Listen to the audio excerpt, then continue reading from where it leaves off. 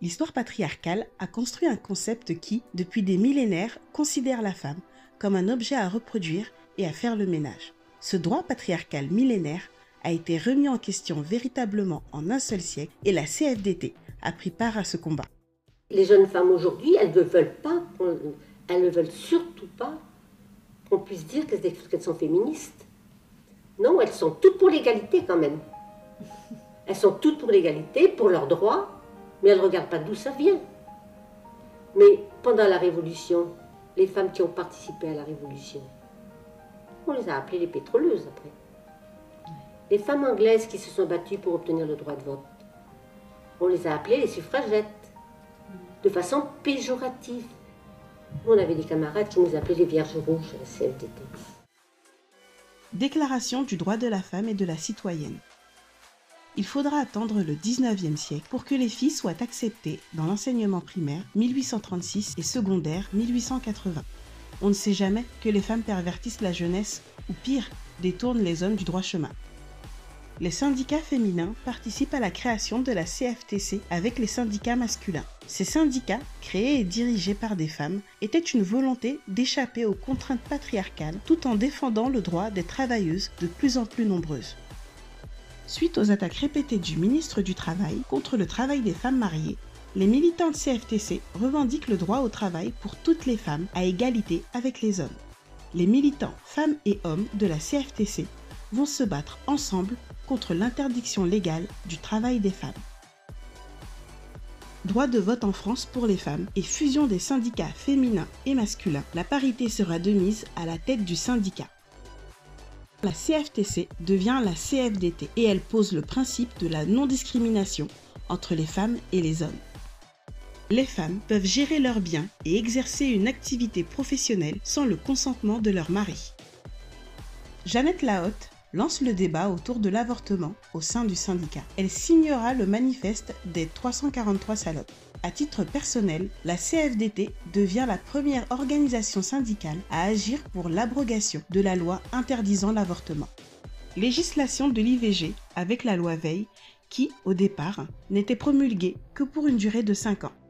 La CFDT mènera le combat pour le remboursement de l'IVG par la sécurité sociale et la pérennisation de la loi. La CFDT milite pour l'égalité professionnelle. S'approprier les nouveaux droits que constituent les lois Auroux et Roudy, comme étant autant de moyens mis à la disposition de l'action syndicale, tels sont les objectifs essentiels de cette journée.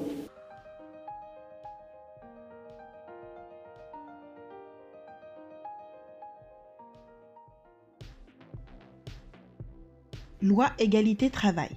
Oui, on avait compris le concept, mais de là à l'appliquer, mais il faudra légiférer plusieurs fois pour bien intégrer le concept. Nicole Notat, première femme élue secrétaire générale d'un syndicat confédéral. Avec la CFDT, soyez révolutionnaires, fabriquez le possible qui change le présent et qui façonne l'avenir. La CFDT exprime ses revendications sur le harcèlement sexuel au travail. Elle demande une définition légale du harcèlement sexuel, une loi qui ne décourage pas les victimes de porter plainte, une loi qui demande la condamnation des auteurs de violences, mais aussi la condamnation des employeurs qui laisseraient faire. Enfin, la loi définit le harcèlement sexuel dans le Code du travail. De nouvelles lois égalité au travail se mettent en place, notamment avec la loi sur l'égalité salariale. La CFDT, toujours à l'avant-garde sur ces dossiers, mène un combat de longue haleine où le changement des mentalités sera le plus dur à faire. Loi créant une ordonnance de protection des victimes de violences contre les femmes. La prévention des violences sexuelles et sexistes au travail est un axe fort de la CFDT. Ces violences sont incompatibles avec les valeurs de la CFDT. Allongement de la durée du congé paternité. La CFDT continue de se battre pour une reconnaissance dans la société, comme dans les entreprises, de la responsabilité et l'engagement des pères. Rendre automatique pour tous la moitié de ce congé à la naissance de l'enfant est une mesure de justice. Ouf, l'égalité éco sera atteinte. Tenez bon les filles, on va y arriver. Parce que le sexisme est présent partout et qu'il est banalisé, il est le terreau des inégalités et des violences faites aux femmes. Quelques chiffres clés. Une femme sur 5 victime de violences sexistes et sexuelles au travail.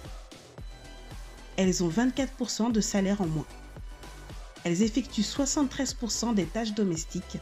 Elles occupent 80% des emplois à temps partiel et 15% des emplois de cadre. Les inégalités perdurent et les acquis restent fragiles. Ce combat pour obtenir l'égalité, les militants et militantes CFDT continueront de le mener avec pugnacité.